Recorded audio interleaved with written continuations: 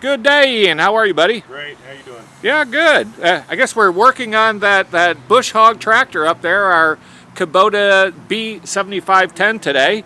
And Ian is a good friend of mine, and Ian is an ace mechanic. The guy is just outrageously great, aren't you? I do my best. And so he came over today. We said, well, Ian, I need to replace my thermostat on this. We think it's a thermostat. It was overheating. We're out doing a brush hog job, and so Ian said, hey, start with the easy stuff and do the thermostat, and we'll see what happens from there. And so we're going to do that job today. And Ian brought over all of his tools, and he's like, man, what an easy job, especially for an ace mechanic. So what kind of tools we got here, Ian? Just your basic tools, basically what you need. This is a simple job. You've got a 10, 12 millimeter extension. A couple of sockets. A socket, so it's both a 10 and a 12 millimeter socket. You got an extension. 6 inch, is that what that is? Yes, and then you've got a ratchet. A ratchet, yes. And then you've got, various pliers. So basically for doing the hose clamps. So you're going to remove the hose, and you're going to use those for the removing the hose? Right, use these ones to put it back on. And yeah. then right here we've got OEM Kubota parts, made in Vietnam. And Ian, so everybody has a choice, right? OEM or aftermarket. And what's your feel? I mean, what do you think? A lot of times on something like this, where I'm not like modifying it or anything, I'm going back with OEM parts because I want that OEM consistency and I want the OEM performance. It's not a race car. Yeah. We want it to last. So if you were doing a high performance thing, you might do aftermarket because they're specialized, They improve performance, but really we're just staying stock with this tractor. So if you're just staying stock, then they spend all the money on engineering and getting the best parts to get the most lasting, the most wear out of the parts that you get. Makes sense. And so it's about double, though, generally. For most of these parts, it costs like double to go back with OEM. It's so worth it because you don't want to be stuck out in the field and broken down. So yeah. And so, but we're going to price both, right? We're going to price both. Look at both because if you're on a budget and this is what you have to get, maybe the aftermarket's more available, whatever. So just take a look down here. You'll see both ways. Yeah. The OEM and the aftermarket. So we'll find the highest quality aftermarket, and we'll create the link, and it'll be down below the video, and we'll find the best pricing we can find on OEM, and we'll put it in a link down below the video. Because isn't that nice when you're doing a job and people did all that freaking online research? It takes forever to find the best pricing and the best quality. There it is. Nice and easy. It makes the job so easy. All right, so we're just going to grab these tools, and we're going to jump up there and go to work. Yeah, let's knock it out. Awesome.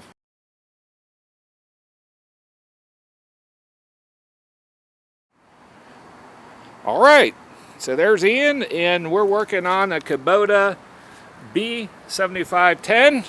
And Ian, go do your thing. Be an ace mechanic. Here we go. Let's lift the hood, lock it in place, and we can pivot this up out of the way so you can see and have easy access. This is real easy. The part we're going to change is right under this hose right here at the top. That's where the thermostat is.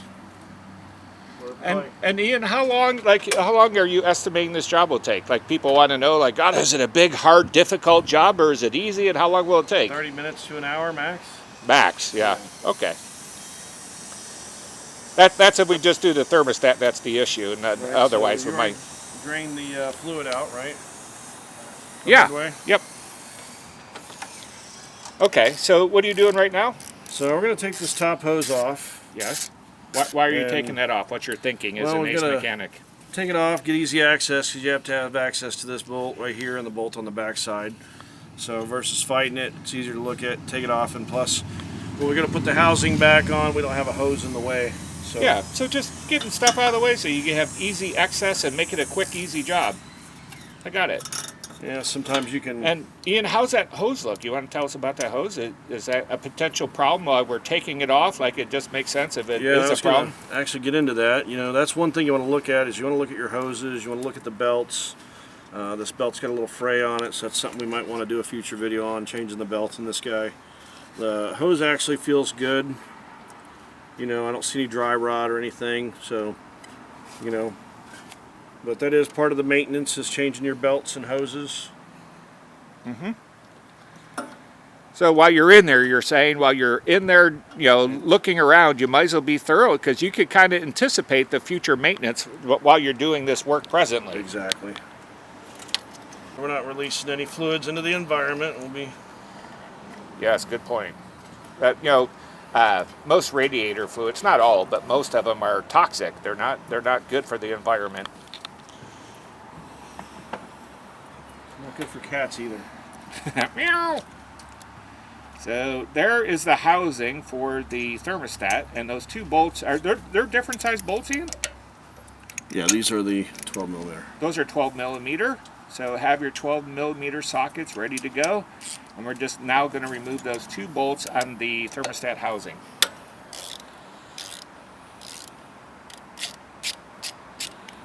Because anything with a gasket you shouldn't over tighten, right? Right. That's why they have gaskets. Will not seal even though.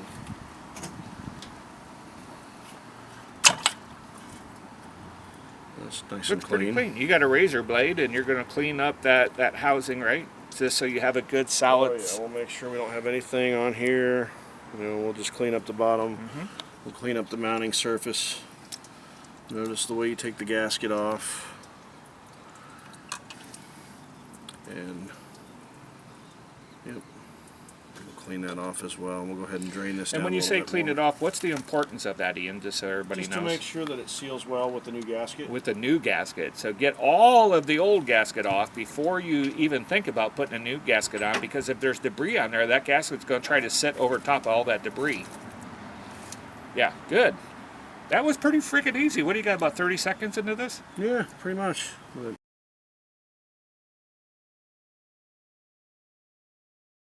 Alright, so we grabbed a see-through container so we can take the fluid out, because we've got to use our little guy here, and this will suck the fluid out, because we just got to get it down past where the gasket is. Right. And we're going to put it in a see-through container here. We're going to inspect the fluid, which actually looks really good. There's no contaminants in it, just from what was in there, but we'll clean this out again and we'll reuse it. Okay, so just so I got this, so we have a see-through container because if your radiator's empty, then you're going to be mixing concentrated coolant in here at a 50-50 ratio. That is, you'll fill it up halfway, so that's why it needs to be see-through, and you'll add 50% water to 50% coolant, and then we'll fill it up right here in the radiator if it needs it. That's correct. And then we're also going to use this same container for, and let's look at that thing. So this is just like a baster, like a $2 baster, and that will be down below. We'll find where to buy these at, so you can just buy this whole kit right here on Amazon to make it easy for you. And that baster just has a little sucky bulb on it, and you put it right down in there, and you just pull the coolant out of there. And the Nice reason, and easy, makes the job simple. Yep. And the reason we're doing that is just to get the coolant down, so we could clean this up around here, to get all the gasket off with a razor blade, and then to clean it with a paper towel before we apply our new gasket, right? You got it. All right, cool. That looked pretty easy, actually. Is it easy? Been easy so far. You know, I ask this question of everybody that works with me, is, you know, people are looking at this video and they're saying, can I do it? And we always have to address that. So I like to address it like this, Ian. 0 to 10. 10 being like we're building a super race car, and you better know, great things about mechanic abilities.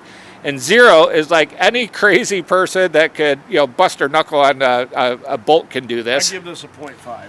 A 0.5, so not even a 1 out of 10, like a half of a 1 out of 10. So really, guys, it is just as simple as this video is showing. It is just 2 bolts and, do what we're showing you, so you can do this. And all the pricing has already been done for you down below this video. Like, all the thinking's been done. Just follow this simple 5-minute video.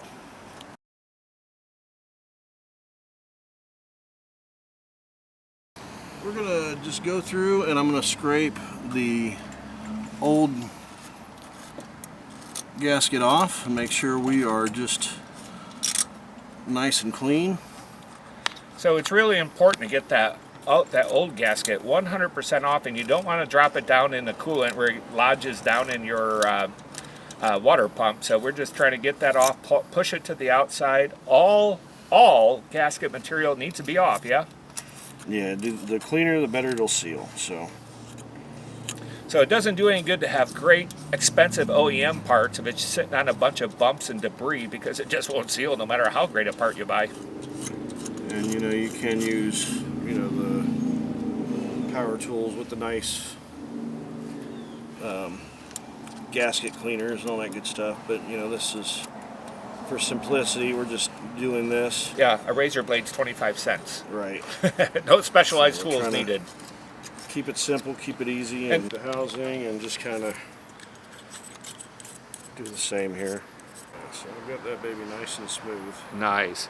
And will you put that just flat down in your hand, like how it's going to sit in the machinery? So that's your housing that goes on top. Perfect. Oh. And just for everybody, we love doing these videos, don't we, Ian? Oh yeah. If you haven't subscribed yet, please subscribe now. I know that everybody says that, but man, it is so important for us to be able to do these videos, because I don't know if YouTubers know this, but we don't get paid a penny to do this until we get 1,000 subscribers. So I'm asking for your help. I love doing these videos. Ian loves doing these videos, but we need your help. If we get 1,000 subscribers, George will jump out of an airplane and we will film it. Yes, I like You this. heard it, right? I heard it. That sounds like a great challenge. So we want 1,000 subscribers, and we need your help to do that. Just click now. If it's a great video, if it helps you, if you like no kidding, like this makes it so easy for me to do this, and you like our content and anything outdoors. We do everything outdoors: skydiving, scuba diving, tractors, machinery, ATVs, 4x4s, you name it, outdoors, that's us. We'll teach you how to grow grass-fed beef, you know, poultry, chicken, or pasture chickens, pasture pigs, you name it. Outdoors is us. So subscribe now. Back to our programming. Drop it right in there, and that's it. You don't have to adjust it or anything. No, that's it. It fits That's a right nice in thing there. about OEM, isn't it? Made to fit right in there. They fit perfect. That's going to smush it down, and that's going to take up the gaps. That's it. No tricks. No tricks. Then we're going to put the bolts back 12 in the housing. 12 millimeter bolts go back into the housing, and you want to finger tighten as much as you can to make sure that always start these bolts by hand. And never use a tool, because how many times have we learned that as kids when we're putting bolts on and we use a tool and just strip the damn things? Or yeah, cross threading, or Yeah, cross thing, yeah.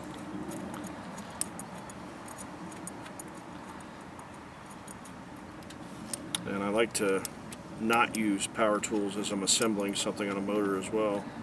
That's just for final, right? Or do you just like not using power I tools? don't use them at all. Ah, good. I'll use them for disassembly, but not.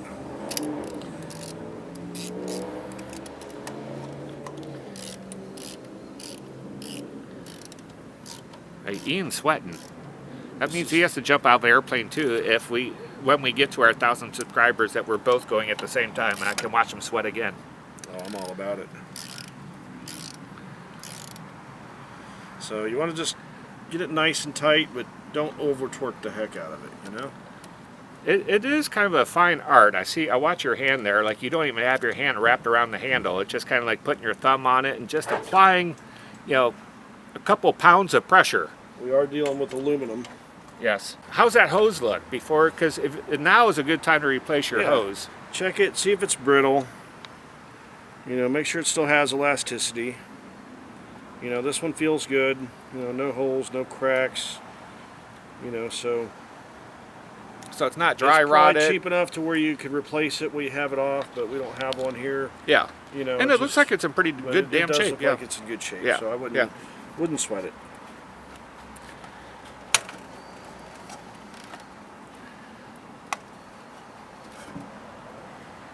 And then you want to try to turn your clamps where you have easy access. That's another Yes, I do that all the time. silly little thing that It makes the job so much easier.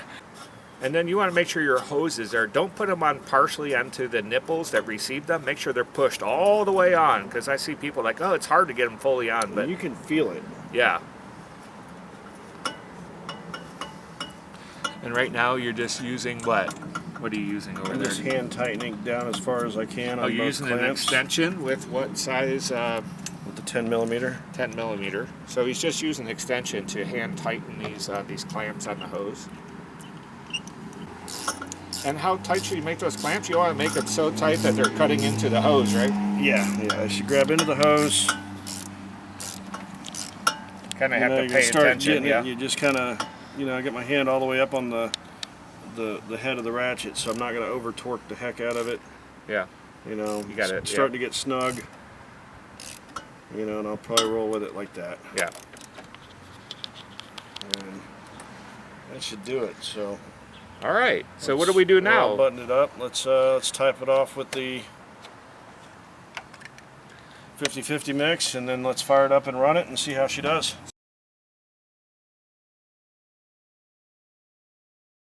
Again, the reason we're using that coolant is because it's $13.99 for the concentrated, or it's $12.99 for the stuff that's already been cut with water.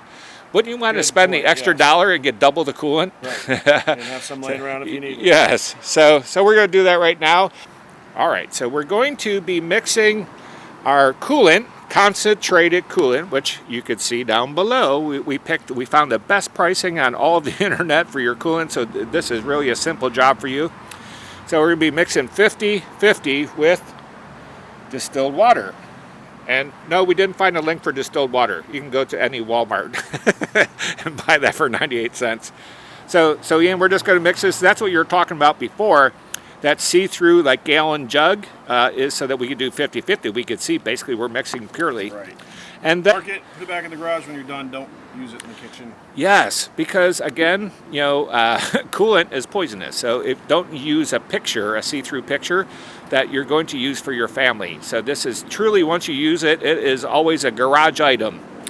And what we're going to do now is look down in the radiator and try to estimate how much coolant do we need. I don't see any there, but it's a tiny radiator. I mean, just to give you a sense, there's my hand. So this, that's my hand's about 6 inches. So that radiator is not very big. So we're probably not going to need much coolant.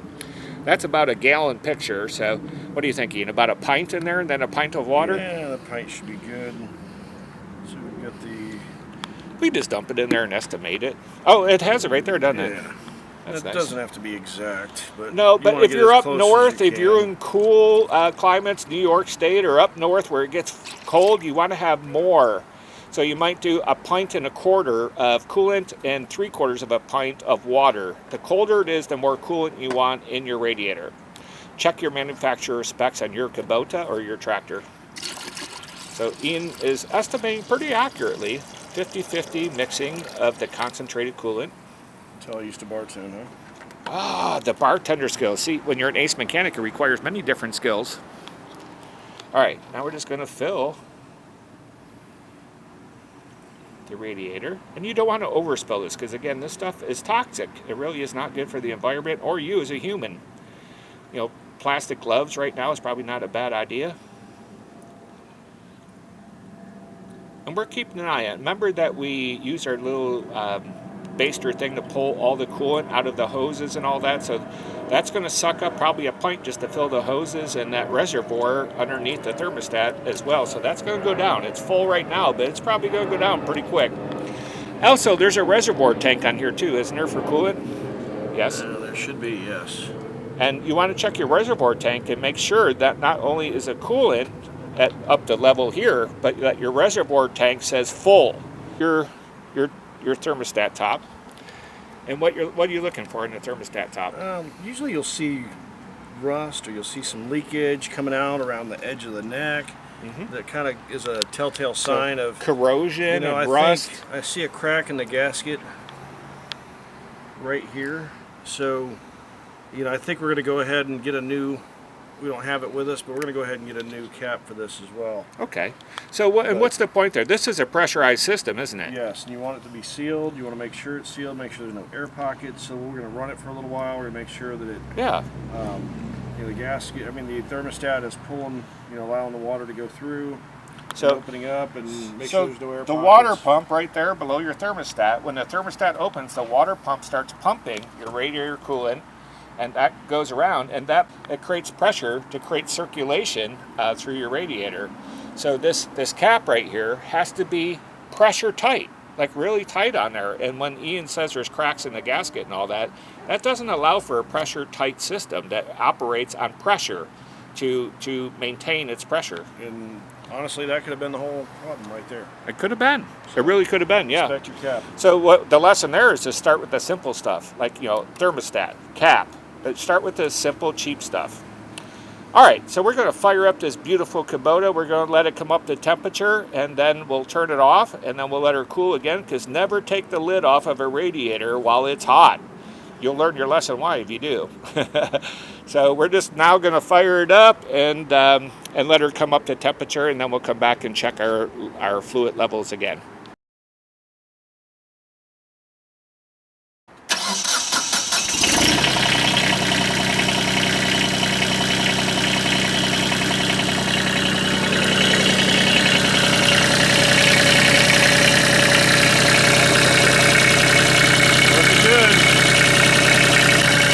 Keep an eye on this radiator cap, though. That's the one thing.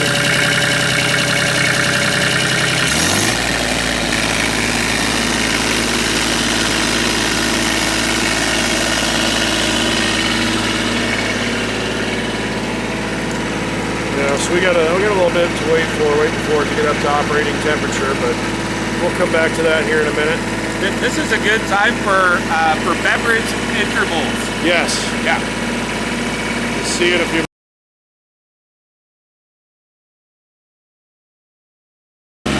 Alright, so we've got it, we're getting into operating temperature here. We've had it running for a few minutes. Barely came off cold. I think you fixed it, Ian. Because this was right up to the red on heating, so it's been running for what, about 10 minutes now? Yeah, so we're looking good. Now let's double check for leaks as well. Let's go ahead and knock the RPMs down. Knock the RPMs down. On the wrong direction.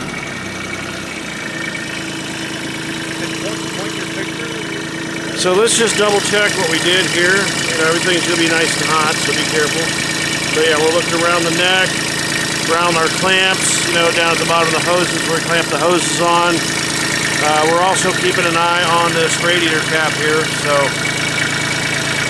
the obvious things. And it looks like we might have got it. We'll know a little better after we get it out and get it under a load, but I think we solved the problem though. We'll see what happens. But we're going to turn it off, let it cool down. We're going to check the radiator fluid. Don't open the cap while it's hot. So we're going to let it cool for 15-20 minutes, make sure it's really cool. We're going to take the cap off. We're going to check our level, our fluid level again. We're just going to top it off and the job's done, right, Ian? That's it. You got it. All right, let's turn her off and let it cool.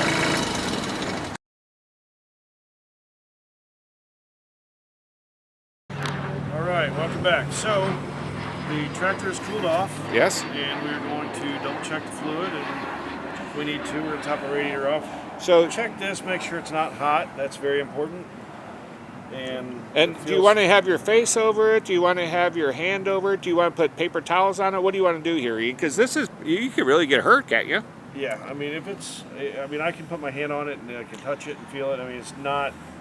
So hand touch, if it doesn't burn your hand after a few seconds, so you're probably all right if you're a normal person. So you still want to keep your face away from it, put it over top of the. Yeah, I got it. You'll hear a little hissing, but the ideal way to do it is to make sure that it's cool. Got it. But we are cool. It did not explode on me, so good. As Looks you can like see we need there, a little. Yeah. Might need just a hair. Yep. I think we did good. So we'll just top it off just a little bit.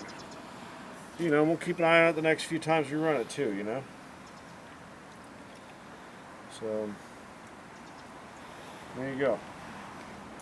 And then you want to make sure that your reservoir is in safe mode, from low to safe mode. So you just want to check, and that's just simply pulling that panel off on that side and looking at your reservoir, your coolant reservoir.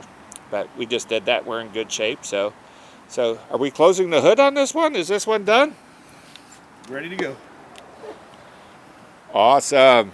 Nice work, Ian. All right, good work, George. And again, you guys, Ian and I love doing this content, but man, maybe someday we can get make just like a few dollars on it. Make sure you subscribe.